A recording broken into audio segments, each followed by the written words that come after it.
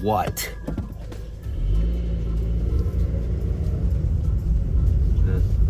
Here's my neighbors.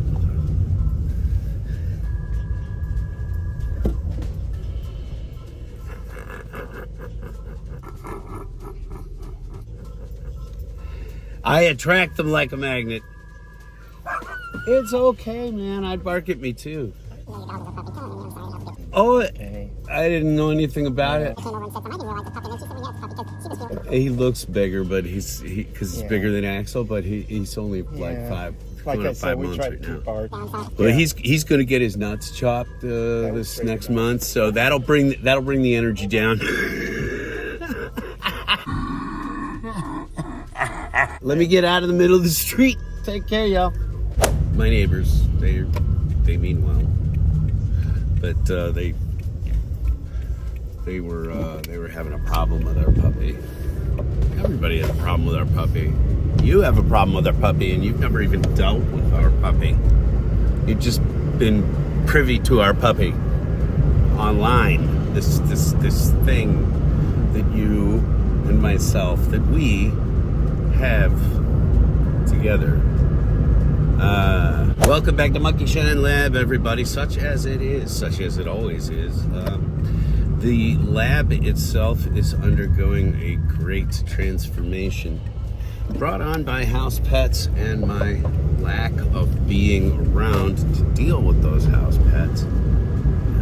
There has been some wanton destruction taking place in the lab, so I try not to do a lot of shooting in there right now. I also I need to motivate and put up my video shelves because I have a giant collection. If you're just joining us here on the old program, folks, what we cover is all forms of nerdish. We do not discriminate.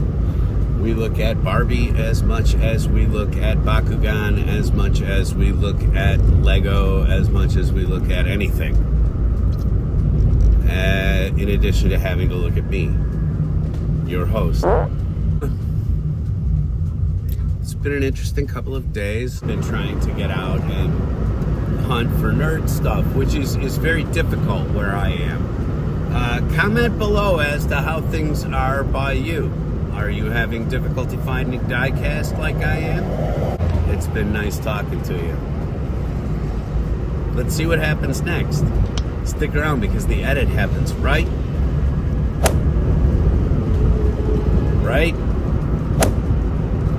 It's happening now!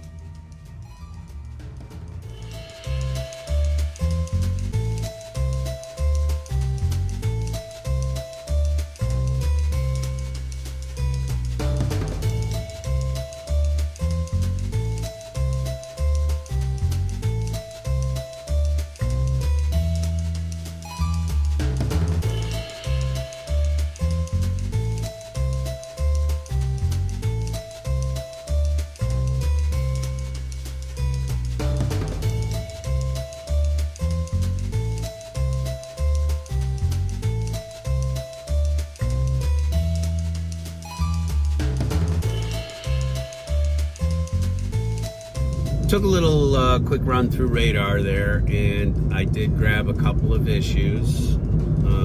So I have more issues than I had before, hard to believe. Been filling out my collection in smaller ways and looking for some pretty specific stuff. I have a pen penchant for the Green Lantern, as lots of you know, and one of the lanterns is most interesting to me, and that would be Alan Scott. Alan Scott is one of the first Green Lanterns, and the difference between Alan Scott and many other Green Lanterns is that his ring is magic based instead of technology like the rest of the police force that the Green Lantern Corps is. And the ring does not work against wood. So I always kind of found all of that to be kind of an interesting twist on the Green Lantern. And so I have been picking up stuff like the Justice Society and other things where I find that the JSA is involved in, or Alan Scott. And I gotta say, Andre did find the Alan Scott McFarlane character recently. I'll put it up here, I hope. I hope I remember. But he did find the Alan Scott at a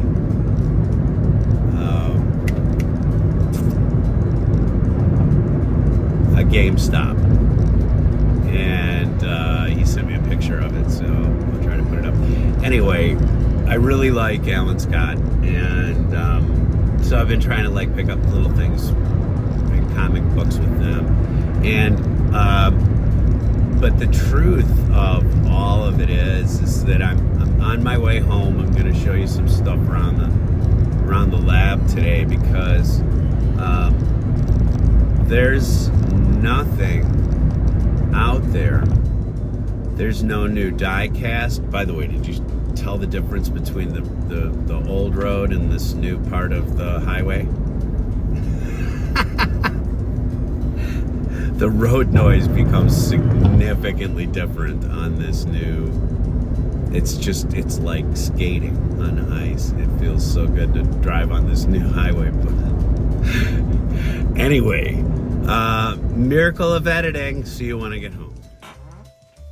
And here we are back in the lab, such as it is. And like I said, I'm in the midst of moving stuff, dusting things, taking stock of things.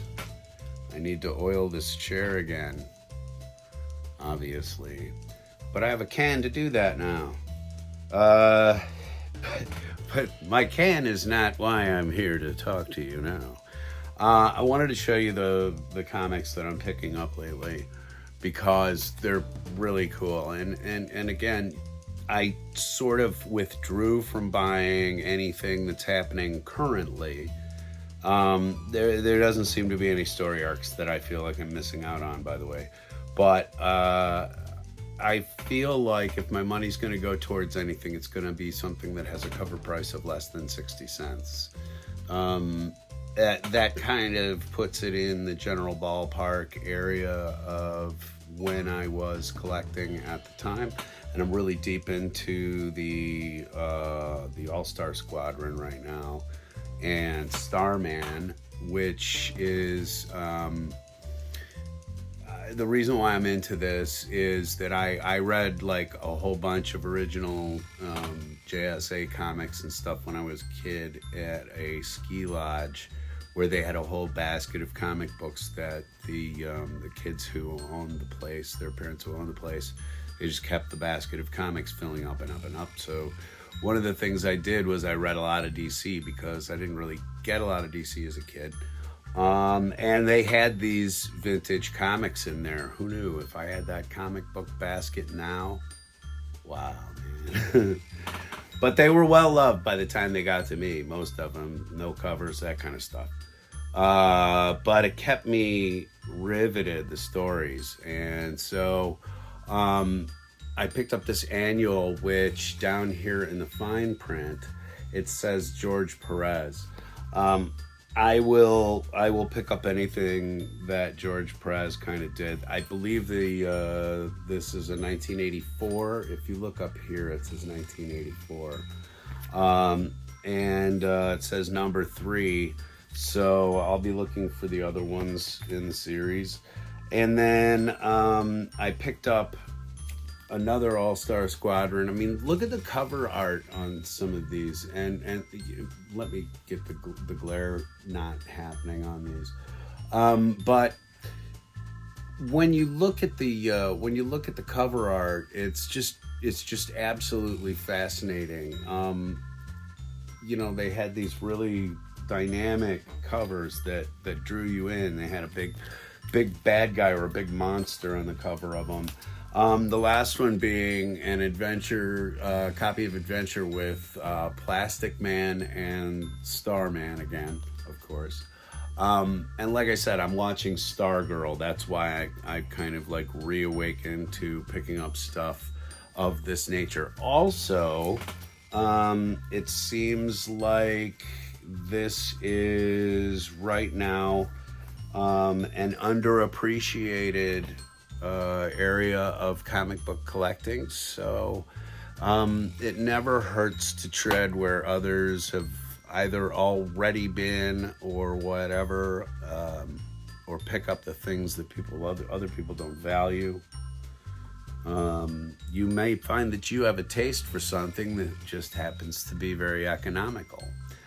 In this case, each of these was $2 or $3. The cover price there was $2, and then I think each of these was $3. So but you know, $2 for a 60-cent comic book, or 40-cent comic book there, to me is not extreme when it's in good shape.